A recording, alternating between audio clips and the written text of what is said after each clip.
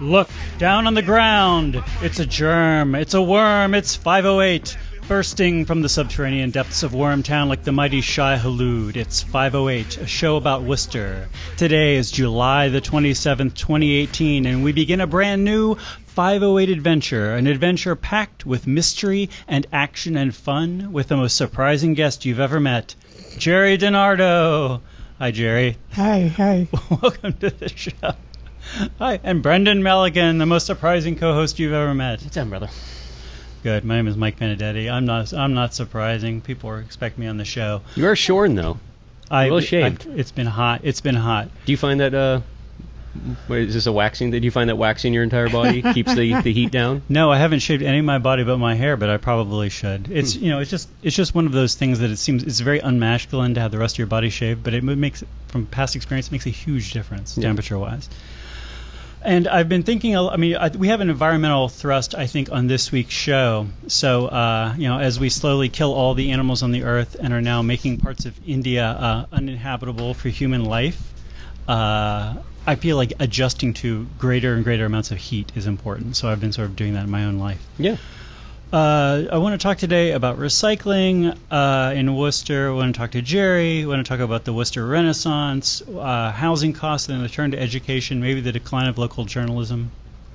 That all sounds good to me. Where do you want to start? Well, I think we should start, which is always the best place, which is to say, hi, Geri DiNardo. How are you doing? Hi, glad to meet you again. Geri and I know each other very well. It's like the first time all over again. Yes. So I want to ask what I like is the good first question, which is, how did you come to be in Worcester? Well, I graduated college in 1964. Okay. And I lived with my parents after that very briefly, where I got a job in Worcester at Catholic Charities. Okay. And at the same time, I resumed friendship with a woman, Diane, and I moved to Worcester to live with her and to be near my work. Okay. And that was in probably 1966. And okay. I've been in Worcester ever since, so I've been here a long time. Okay. And I feel like you have done many a thing in your long life. Hopefully it will be a much longer life. But one thing I think people might know you from is your involvement in the mustard seed, especially your crucial early involvement in Worcester's mustard seed. How did that come to happen? Well, that's kind of interesting to me anyway. I went, I don't know where to start even. I'll just start here. I went to Madonna House, which is a community, lay Catholic community. Up in Canada? In Combermere, Ontario, Canada. Okay. And actually, I got invited out of that community. Okay. Which puts me in a good space, I suppose. It's probably not the nicest place you've been thrown out of, though. Right. Yeah. Right. So I went back. I left the community naturally after 3 weeks, and I went. The woman that ran the place, that is up for sainthood right now, Catherine DeWeck Doherty, said to me, go to Dorothy Day, she takes all kinds. Sort of the second string of Catholic lay communities, right, the Catholic worker. Okay. Kind of a backhanded. So anyway, I did a couple of things that led me to Dorothy Day, but I decided not to go down to New York and stay there. And I got a job working as a teacher at North High School. And there I had a assistant, Daria Meshnik, her name is. Some people may know her.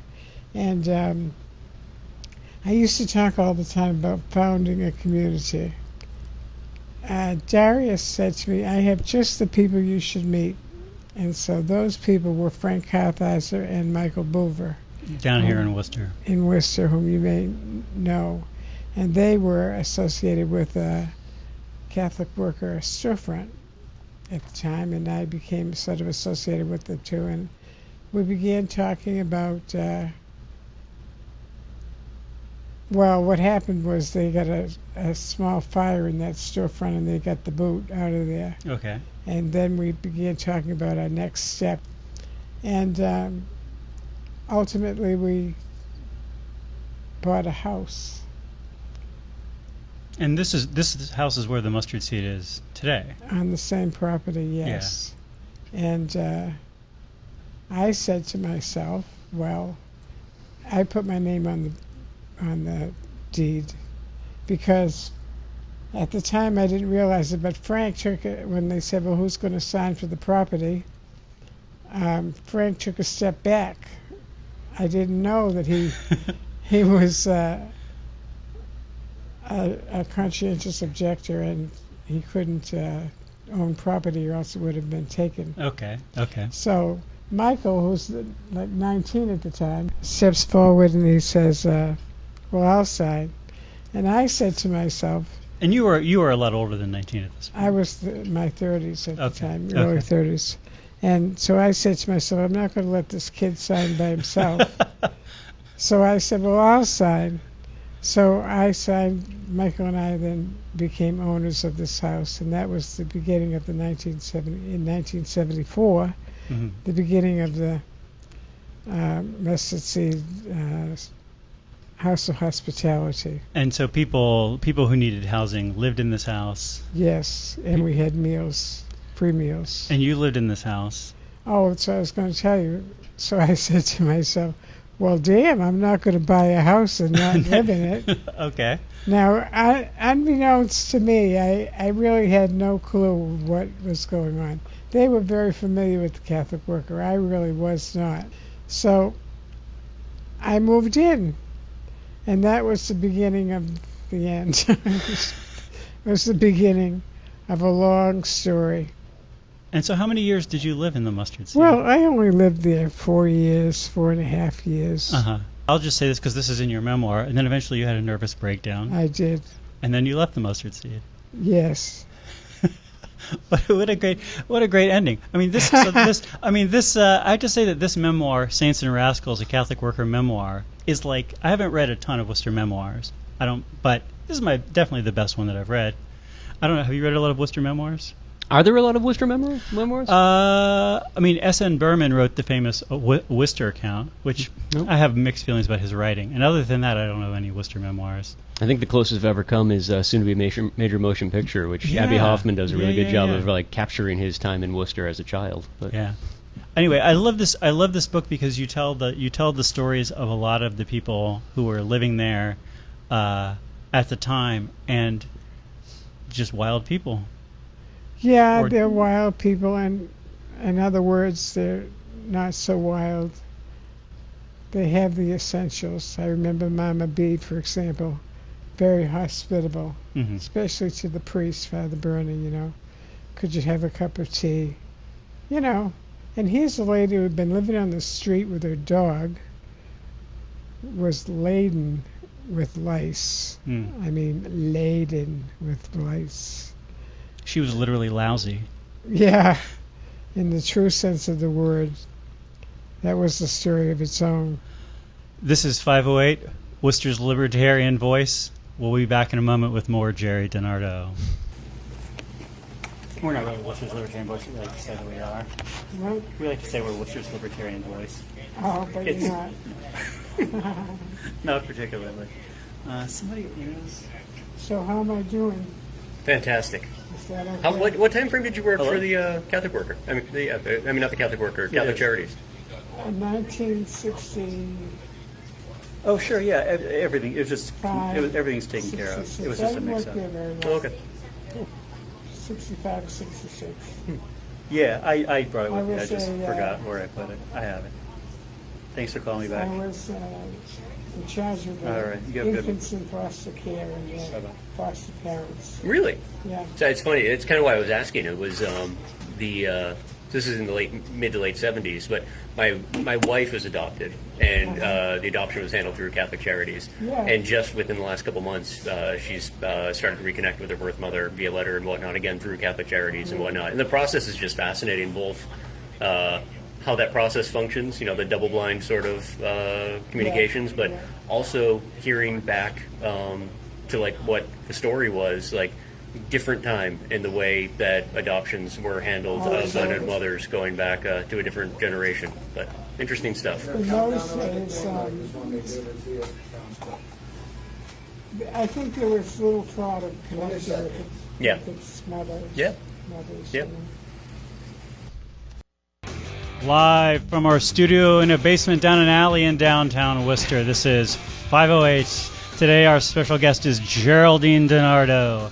I'm Michael Benedetti, and here's Brendan Melican, who during the break was asking Jerry better questions than I was, and was getting into interesting areas. Do you guys want to continue that conversation? No. Just figured we'd restart keep from things scratch? moving. You had a phone call to take. I figured I'd let you go, and we would just. Do we have a phone call? No, you had a phone call. Oh, yeah. That's what you were doing when you were Okay. holding that box next to your head, was talking on the telephone. Whenever 9 times out of 10 we have a phone call on the show, Jerry, it's just a disaster. It's just static or something. It's just terrible. So we were just talking about the early days of the Catholic Worker. You're doing stuff at the Catholic Worker. I want to talk about Worcester politics for a while. Oh, the OFO bikes. There's an OFO bike in here right now. Just sitting right across from us there. It's a thrashed one, though. Kicking around. I still don't understand about these OFO bikes. Yeah. How do you get one, and how is it that you can keep it? Well, you no longer can get them because they've moved out of Worcester because the bikes were thoroughly the part of the bike that was like an automatic lock and tracker was like just destroyed. It's like they pulled out of every city they were operating in Massachusetts, Okay. which was 4.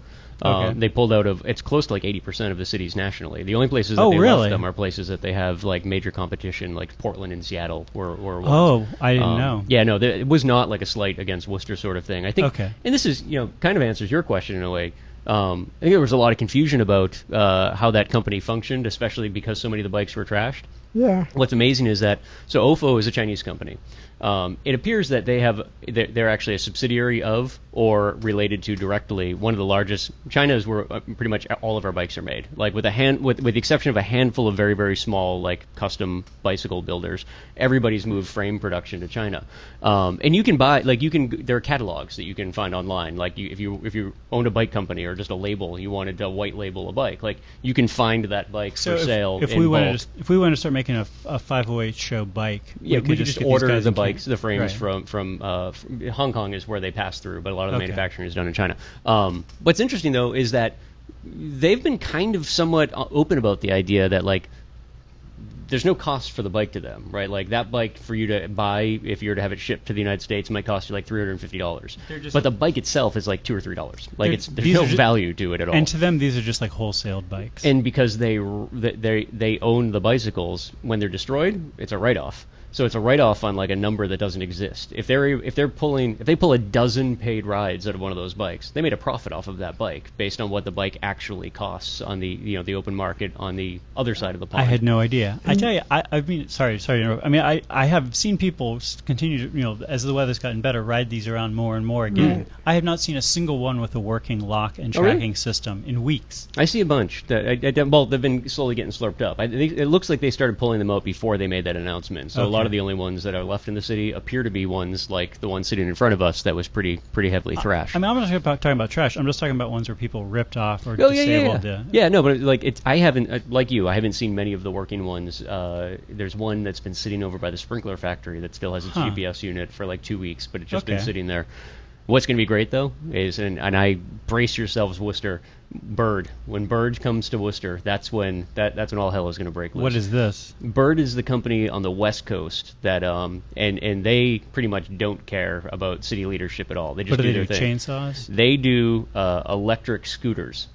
Like Oh, picture a no. Razor scooter with a battery motor, and like out in the Bay Area, down in San Diego, and even now they're in Cambridge and Somerville. People like either think they're the greatest thing ever because it's Yeah. like it's an adult scooter that requires Right. no effort, or thinks it's the worst thing that's ever happened to mankind. And like Marty Walsh just came out a couple weeks ago and just basically made it clear that the scooters will be destroyed if they cross city lines. They're from banned Cambridge in to Boston. Yeah, but that's what we need. We need unregulated, free-for-all electric scooters. I in love Worcester. Now, these bikes, is it true that they used to, I say used to because I guess it's over and done with, be able to leave it anywhere Yeah. and walk away from So the it? idea was if you have an app on your phone, which I actually have on here. I mean, this one wouldn't come up because there's no GPS unit. But you have an app on your phone, and you pull up that app, and it tells you where all the bikes nearby are located because of the GPS unit that is mounted in the payment unit over the rear wheel. That one's had it removed. So you pull up a map, and it will show you where all the bikes are. And if there's one nearby, you can just walk to it. You scan the app on your phone to like a little piece that was on the back of the bike. It would unlock it for you, charge your credit card $1, and off you went. How do you know that the bike that I am using and getting is not one that's in use from somebody? Well, they can't be. So that's kind of that's one of the things that I think is a little bit of a learning curve, but people were starting to get used to, is the idea that as soon as you're off the bike, you don't own it. You can't reserve it. You can't lock it to anything. It's a free-for-all. So it's very similar to like ride-sharing systems, where in the old days, if you had a cab, you could tell the cab driver, wait for me, keep the meter running, I'll be back. Uber, Lyft, they're not going to do that. Oh, they are. Are they starting to now? They will.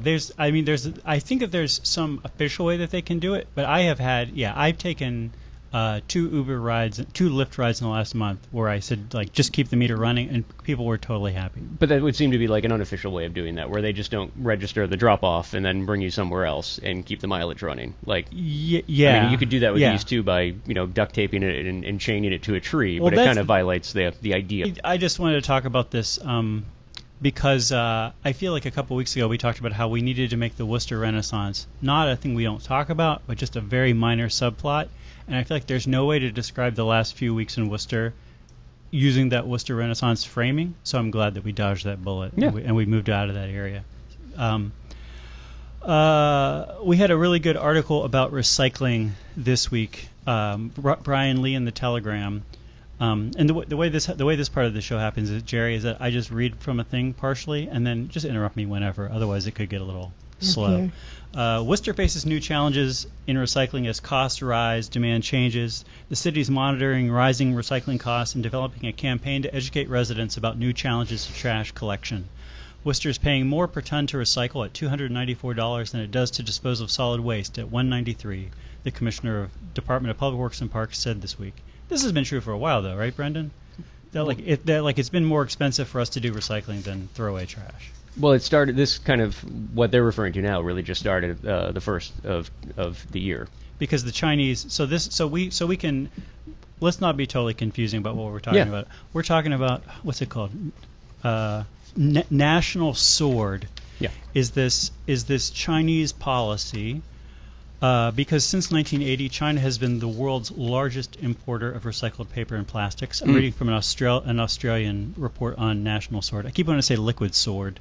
I love the name National Sword. In 2011, China adopted regulations known as Article 12, aiming to reduce contamination in imported material. In 2013, they started to really aggressively enforce this in a thing called Operation Green Fence. And then in 2017, they announced the National Sword thing. And then they have another thing, which is on Blue Sky 2018, which is a crackdown on garbage smuggling. Right.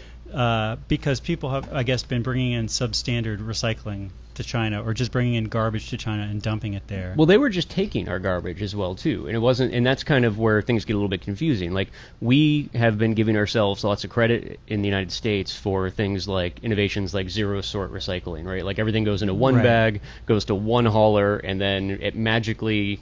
It's all taken care of. It's all recycled. And this plastic bottle here came from a plastic bottle that I drank yesterday and threw in the right bin. Except what really happens is it went onto a big barge and was shipped to China to the tune of 2016 was 10.5 metric tons. And China, which is still way behind, I think, the United States fairly as a criticism in terms of in environmental initiatives, has decided enough is enough. Right? Like, they're kind of at the point where, like, LA was in the mid 80s, where somebody looked up and said, you know what, we should probably think about seeing the sun again and, having these rafts. So what was really happening, to your point, we were sending all of our garbage to China, with the exception of things that were intentionally put in our own landfills. And a lot of this was like a banana peel would not be sent to China. So say this was a Coke bottle instead, right? And it's still half full of Coke. It gets to a dump in the U.S. It gets onto a barge. China receives it. Who knows what's happened to that liquid or food product inside of that plastic that otherwise might be recyclable if it was cleaned and processed the right way? They get it, and it gets thrown in the ocean. Okay. And that's, I think, one of the misleading things about, you look at our ranking in like the world stage in terms of how much dumping we do in the ocean or whatever, because we have nowhere else to put things, way down at the bottom. But it's all the countries that we were sending all of our plastic to for the purposes of recycling, which wasn't really happening. Those are the countries that are at the top of the list, like China. Like they took in 10.5 metric tons of refuse every year.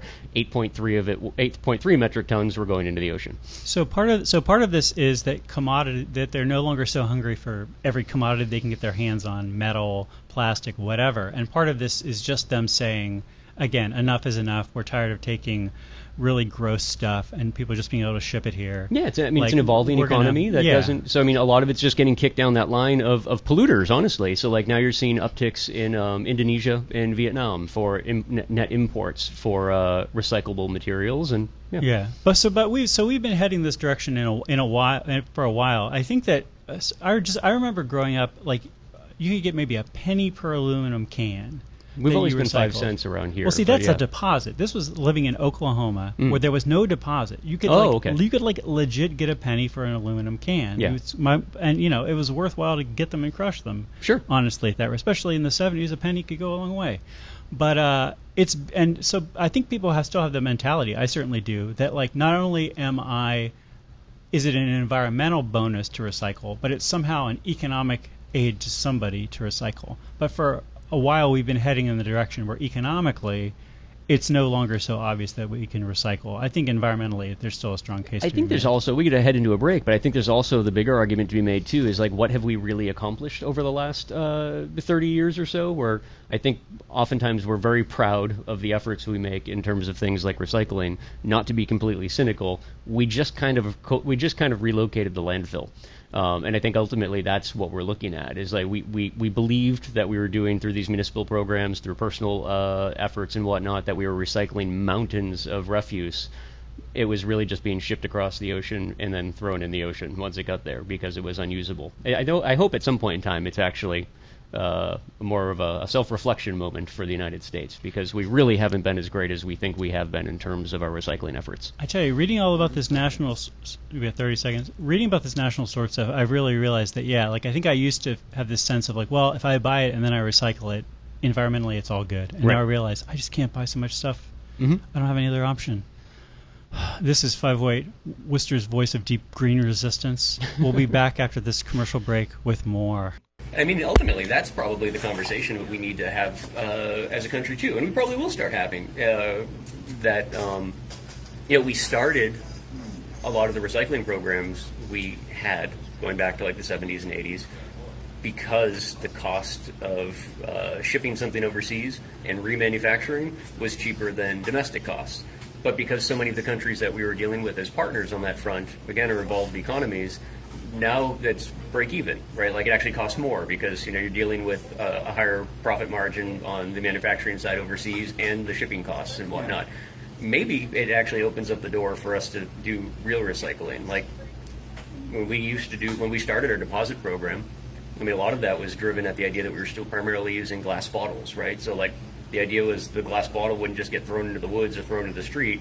You're incentivizing somebody returning the glass bottle to its point of origin, where it then ends up back at the Polar bottling plant. Right. They wash it and reuse it as a glass bottle, not send it to China, put it back in the smelter, and try and make a pen out of it or whatever the case may be. In a lot of countries, you see that, right? Like you get a Coke and the bottle is like pretty scratched up. Which is kind of, I feel it's kind of cool. It's not gross. Yeah, no, that used to be the motto, right? Was reduce, reuse, recycle, and we kind of did. We thought we nailed the recycling part, but I don't think we touched reducing or reusing in any meaningful capacity. This is the water, and this is the well. Drink full and descend. The horse is the white of the eye, and dark within. This is the water, and this is the well. Drink full and descend. The horse is the white of the eye, and dark within. And this is Geri DiNardo, and this is Mike Benedetti, and this is Brendan Melican, and this is the 508 Radio Show. We were just talking about recycling as part of the National Sword campaign. China has put they have thresholds for contamination standards, which is like what percentage of the stuff that you're giving them and saying, hey, recycle this, is actually not recyclable stuff. So it's 0.5% for most things now, that 1/200th of the stuff could be whatever, like you said, like Coke or weird pieces of wire. But the rest of it needs to be clean.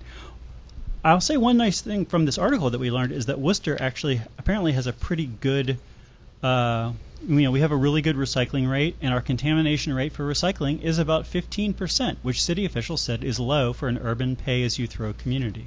So I feel like Worcester, I feel like I read this and you're just like, well, the overall outlook for recycling is not as great as it was 10 years ago, but Worcester's staying strong. Worcester's doing a good job.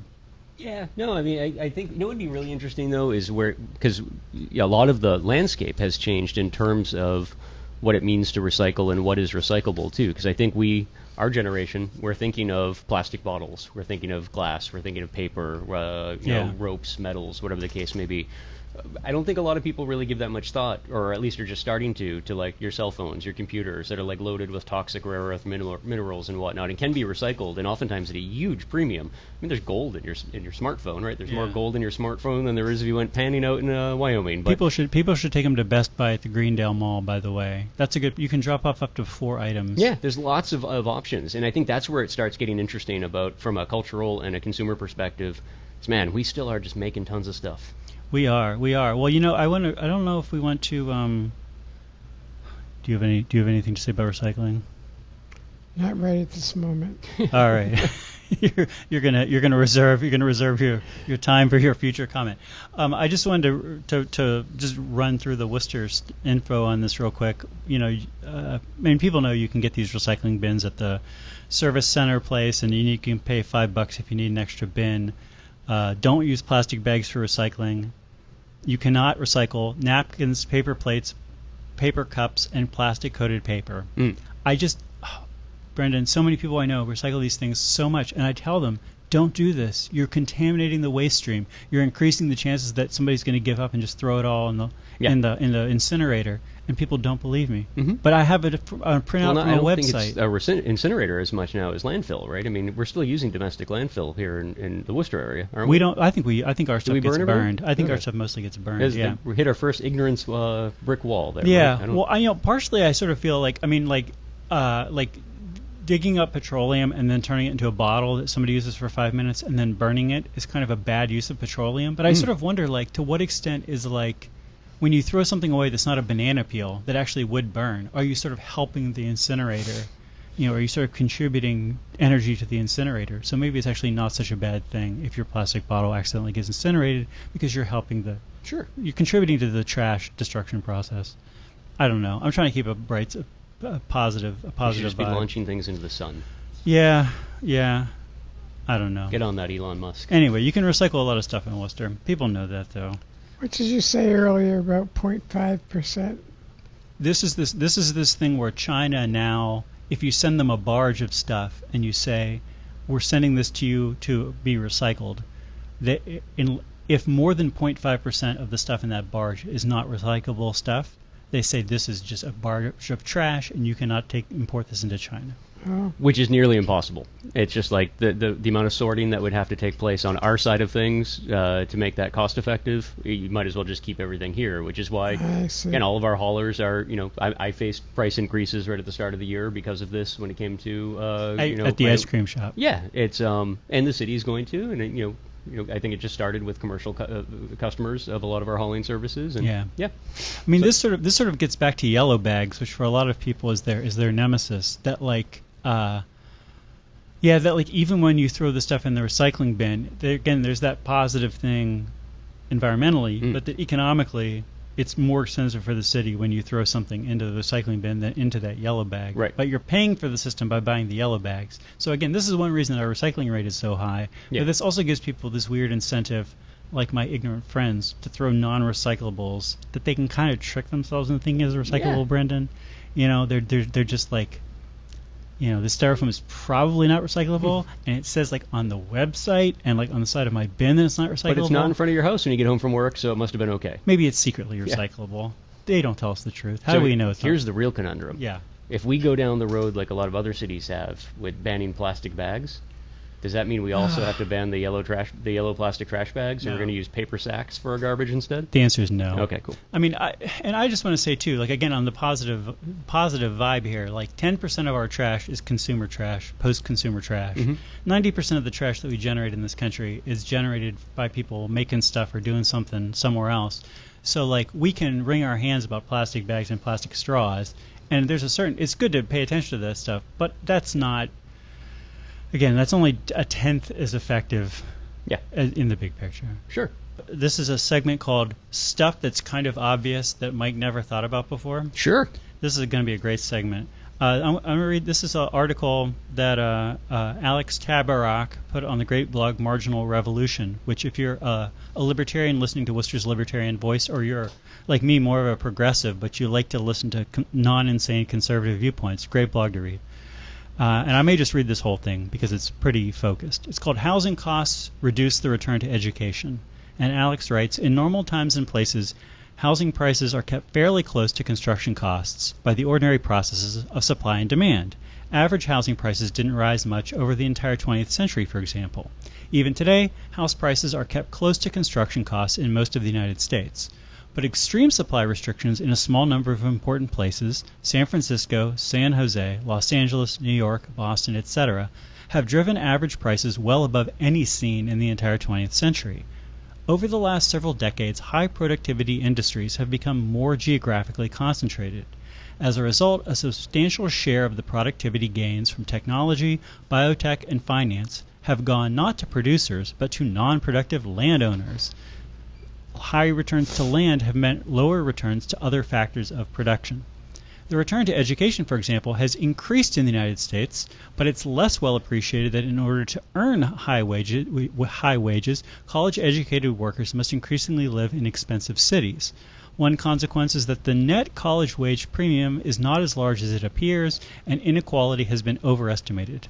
Remarkably, in a paper, Enrico Moretti estimates 25% of the increase in the college wage premium between 1980 and 2000 was absorbed by higher housing costs, et cetera, et cetera, et cetera. So he's just sort of talking about that, like, this is one of these weird things of high housing costs, that it actually makes it less profitable to get well-educated and therefore disincents people to get well-educated. Housing prices in Worcester have gone up a lot the last few years, and they always seem like they're sort of on the high side. Is there anything we can do public policy-wise on either the more socialist side or the more libertarian side to try to lower housing prices in Worcester? But aside from like affordable housing stuff, vouchers, etc., anything we can do for the other 90% of the people living in the city? This article pointing out the expensive housing costs in Boston makes me suddenly realize that by being in some sense a suburb of Boston, some of that weird artificially high Boston housing cost bleeds over into Worcester. Yeah. And that maybe we can't actually control this. Well, of course not. And I think that also is where it calls into question, too, and to take the sort of cynical route, too, like what defines unaffordable in Worcester, right? Because people are buying those homes or they're renting those homes. It's which makes them, by definition, affordable. Not for everybody. For somebody. But they're affordable to somebody, which is, I think, going back to the opening of that article is kind of the whole point, right? Like, housing prices traditionally are driven by market demands and market tolerance, and that's what we're right, wrong, or indifferent. That's what we're seeing in Worcester right now. Yes. Yeah. I don't know. How you doing, Jerry? Doing fine. Tell me some more. Tell me some more about Worcester. How do you feel like Worcester's doing in recent years?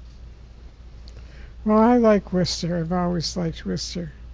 Heck yes. As far as how it's doing, I don't know how it's doing. It's doing fine by me, I can tell you that. Well, that's, I sort of feel like, even though people will talk about, like, oh, I've taken the greater pulse of the city, or I have this big picture perspective, the reality is there's 200,000 people in Worcester, so it's doing 200,000 different ways. Yeah. Right. So you certainly know how one of those ways is going. Right. And I like Worcester very much. It's been good to me. I worked here for many years, many years. I was a teacher, as I spoke earlier, till I left for the mustard seed. Then I was working with developmentally disabled adults for 15 years. And I think that the city has done a really good job by both those professions. And that's all I have to say about it. All right, I rest. The defense rests. I do feel like it's been a good couple of weeks in Worcester. Yeah. I do, but You're I mean, happy about demoing the skate park, and you know, you're like, happy about I OFO can't- pulling out, and you're I can't, again, like, just my one of the 200,000 ways. Like, I can't, like, point to a story that is an anecdote that illustrates why it's doing good. It just feels like maybe it's just been a good couple of weeks for me in Worcester, where I just feel like I have a plan to make things better for me and others. I execute the plan, things get better. What a miracle. Usually it doesn't work that way. I think it's your Last shorn couple head. weeks. You shaved yourself down, and that's allowed more sun to penetrate, and the vitamin D is coursing through your veins. And You know what we haven't talked about, Brendan, is commodity prices. Brent crude oil is $75 a barrel, up 3% on the week, and Bitcoin is $7,900, up 7% on the week. Way to go! Rising pretty fast. These I days. don't. What is going more than the other cryptocurrencies too? But they're kind of in similar range. If you use an app like Coinbase or something, you Yes. can see that their four big ones are kind of trending along the same lines. But lots of there's been lots of oversight news in the last couple weeks that it seems to have given crypto investors a bit of a reprieve and a little bit more confidence in reinvesting in cryptocurrencies. Well, good news to all the crypto people out there. This is 508, Worcester's voice of futuristic technologies. We'll be back after this commercial break with more. You know what I was watching this morning? It's the movie Baby Driver. It's a great movie. Something that I realized from this movie, this also falls under the obvious things I never thought about. Like, I'm somebody who feels somewhat anxious about time. Okay. So it's like, I gotta go meet up with Jerry in 15 minutes. So I'm like, okay, 15 minutes, I'll do it. Like, but maybe I'm gonna get distracted by something. Especially today, I'm super tired out of it. Maybe I'm gonna get distracted by something. Do I need to set an alarm for 14 minutes from now?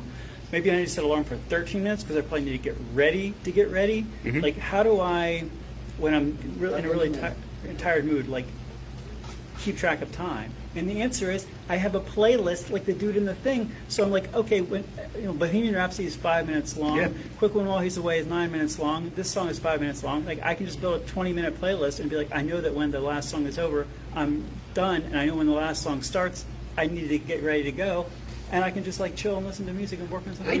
I think we need to move you over to Time is a Flat Circle camp and get you just to care less in general. Like, I wear a watch just to remind myself that a bit too much to do every day that'll ever fit into a 24-hour cycle.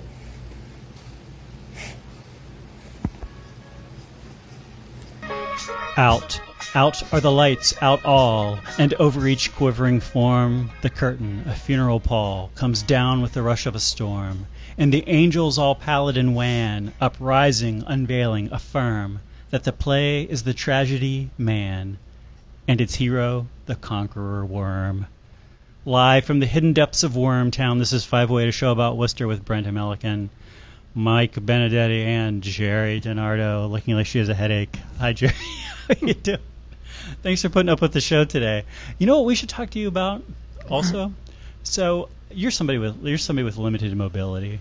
I sort of feel dumb asking you about this because I feel like you have knowledge of about 100 different areas of life, but this is one of them that you have knowledge of.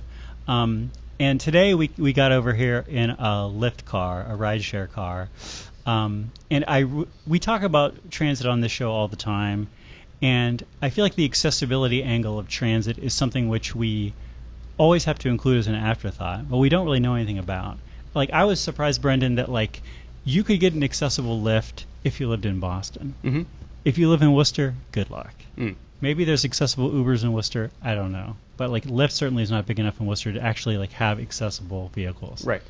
Something that would probably change, though, we talked a little bit offline, I think, about this, that, Lyft kind of seems to have some models to be more of a replacement for public transportation. Yes. That's probably when you see that. Like in Boston, it's probably just the case that there's a couple people who own accessible vehicles. Who just want to do it. And it just made sense for them to put them on the road and make some money off of them.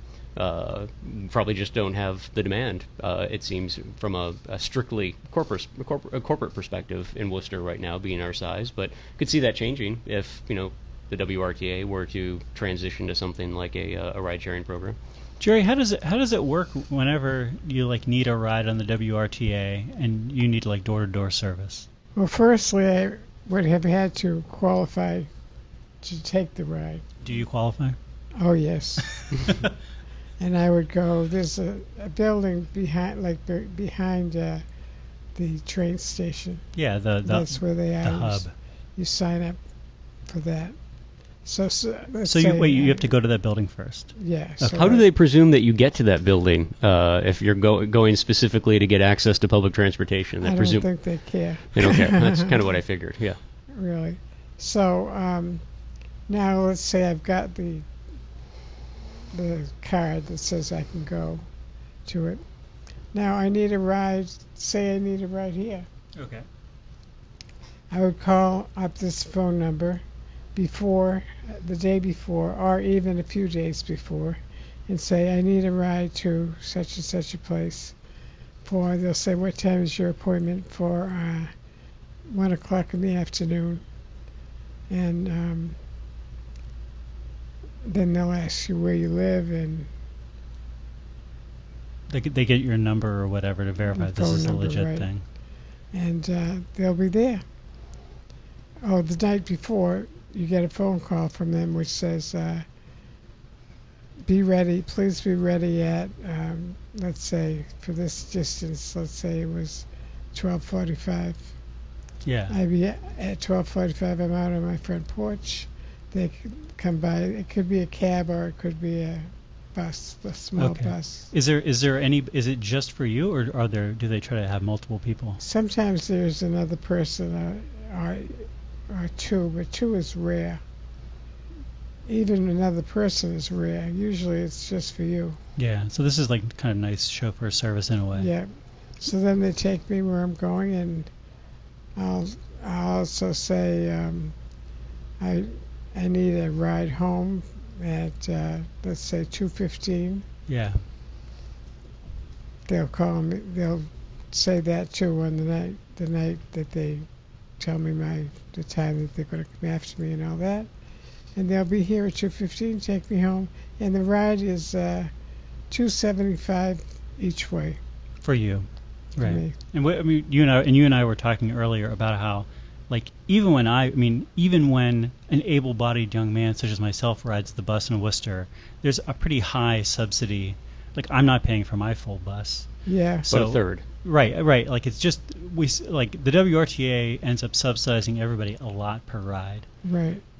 So. What I just still find, I find it silly in the context of me or you using it, more so the bus in general, right? Because like stops and like destinations are predetermined. What you're describing almost sounds horrific to me as someone who, unlike Mike, doesn't schedule much event. Like I schedule the things that are uber important that need to get done every day for me. I like to leave most of my day open, assuming someone like Mike's just going to walk into my life at some point in the day and I can have a nice conversation. I find it absolutely horrifying that to do something as simple as run an errand, I would need to schedule that days in advance. You would be like, I'm going to go to Walmart. I want to go to Walmart at 1 o'clock. Well, it's going to be tomorrow at 1 o'clock, first of all. Yeah, that's just Maybe so 2 days bizarre to me. And I think we've talked about this a lot. I think that's where a lot of ride services start making a lot more sense, especially if they could start absorbing some of those subsidies that traditionally are only handed out to the RTAs and actually make something available to people when they want it, not when a bureaucratic entity determines they need it. I want to point out, too, in the defense of Lyft, that so Jerry gets around with a walker. Jerry's not in a wheelchair or anything. That the Lyft driver was like very nice about helping with the walker, helping in and out of the car. Yeah. They usually are. The WRTA people are very helpful also. Yeah. Usually they get out, take my walker, fold it up, put it away. And I'm not suggesting in any way, shape, or form that the WRTA is negligent in the service they provide. It's just the service itself. It's like, I think it'd be like trying to convince a 10-year-old today that we're bringing landlines back. Like, the landlines are coming back and you're going to love it, right? Like, every 10-year-old in the world is going to look at you like the crazy, like, how long is this cord are we talking about here? And, where's the screen? It's just, it's a broken system that, like, it's so perfect on so many levels, but it just needs... It's a weakening system. Yeah, well, it's a functional system. It does work. It does get paid for. It's just a system which it's hard to see long term there being the political will to pay for it. Yeah, no, that's my opinion. Yeah, well, I guess, and that's where it comes. So what comes into play is what's the target market, is it the public, or is it a certain demographic of the public that can schedule their points of destination, arrival, and times of all of those things? Yeah. Or is it the whole public, which, if it is that, it would seem that maybe Lyft and Uber are onto something, because I'm sure there are more people our age using Uber and Lyft than are using the WRTA these days. I think so. Again, like, part of this is not to say the WRTA is bad. It's just to sort of think about, like, how close are the alternatives to providing the level of service the WRTA provides? Like, so this ride downtown probably costs like 3 times more than that bus would have cost out of pocket. Right. So on the plus side, we didn't have to wait 24 hours. We like 9 minutes before we requested it. Right. But like on the downside, it's not like, the lady was helpful, but it was also like not really at all oriented to like getting you in and out of that vehicle, anything like that, right?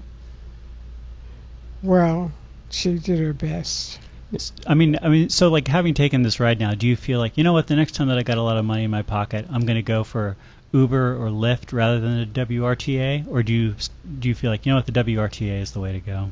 I'd probably still go with the WRTA, actually. Okay. All right. I don't know. Only because I've never used Uber or Lyft. You have now. I have now.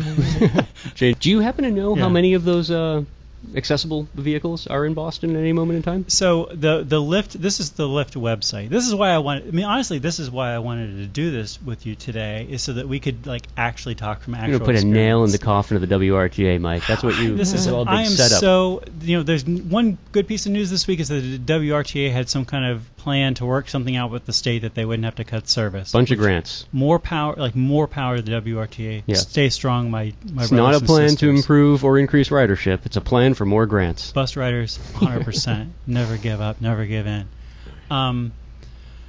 So the Lyft website said that they have 2 in Boston and that they have like 2 other ones, I think, in Greater Boston. Okay. So it's possible that we could have tried to get one of these, but we couldn't have just like the app would not let me just like click on a little wheelchair icon or something when I'm in the city of Worcester. It's like you could go through some rigmarole and do this. And that's not nearly enough accessible vehicles to service the entirety of Boston. Like, just No. And I think that I was slightly surprised just because I don't know. Maybe I thought that there were more people out there with accessible vehicles, and maybe I don't even know what an accessible vehicle is. Like a kneeling bus, I guess it would have to be, right?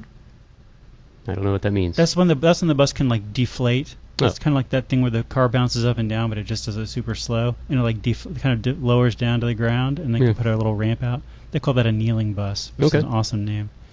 Yeah. Well, and I guess there's probably until they start seeing, since they're just the way the companies are structured, until they start seeing a big call for accessible vehicles from ridership, it's probably not something that's worth seeking out actively. The next time you're on the show, we're going to do it. We're going to go through the rigmarole, and we're going to get the accessible Lyft and see how it goes. Yeah. All right? Sure. Are we in? All right. You're listening to Unity Radio, broadcasting with 100,000 milliwatts of power on 102.9 FM and streaming at worcestermag.com. You could have called in live if we'd said the number earlier at 508-471-5265. And thanks to the mighty Kyle Powers for engineering today's show. Thank you, gentlemen, for having me. Yes, this is cool. How many minutes do we have left now? 2 minutes. You want to arm wrestle for 2 minutes? How's your week been, Brendan? Good or bad? It's been good. Weather's been a little funky. That's all. This weather has been terrible. I don't think it's terrible. I like the heat and the humidity. We had a nice conversation about wet bulb temperatures yesterday. We're not there yet. As long as we don't hit that, I'm okay. It's just I get a little weirded out when it's like raining where you're standing, and then like 10 feet away you can see the sun. Or in this case this week, I feel like it's been vice versa. And as an ice cream guy, it's a little frustrating when like where you are selling ice cream, it's beautiful out, but then there's a ring around you that's only like, I don't know, a quarter of a mile wide, and it's pouring everywhere else. There's tornadoes, there's cats, there's dogs. That's true. This has been a time. Our Lyft driver pointed out to us that this has been a time of tornadoes in the area. There was a bunch yesterday down the Upton area, South County. Yeah. It's But it's still a great time to come out and get a ice cream at Woodbury. Tornadoes are actually scientifically proven to be the best time to get ice cream. kind of hunker down on Highland Street. No tornadoes. Yeah, can we get a you nice there. basement down there. We get a personal tour and guidance. Just enjoy your ice cream down in You're the gonna be fallout totally shelter. fine. Do you have any, Jerry? Do you have any last thoughts? Do you have anything you're going to regret not saying? Oh, I don't think so. Well, now's the chance. Don't throw anything at us when we're done. I don't want to All put right. you on the spot. Thank you for I'm having sorry. me. I'm sorry. Mike, what are you excited about this weekend? We have a Happiness Pony live event on Saturday at Woburn at 2 o'clock. You're kidding me. That people who are excited about Happiness Pony should come down. We're going to have a couple of presentations. They're going to start at 2 sharp, and then we're going to have a sort of an artist talk about the newspaper. And if people want to get involved, especially, it's a good time to come down. You have some, if you think if the Happiness Pony event turns out to be dumb, you can just get some ice cream and kind of inch away a little bit. Yeah. It's going to be a great time. We will be happy to have you down there. And I'm going to follow your lead and make sure that I don't say anything that gets people in trouble. I'm wicked excited about tonight, Mike Benedetti. What's tonight? Well, Yeah, see, we can't talk about that, but I'm wicked excited about tonight. Tonight. If nobody, you know what? Even if people get arrested, it's going to be great. It All is right, gonna be Worcester, great. enjoy all the spectacle tonight. This is 5-Way. We'll talk to you later.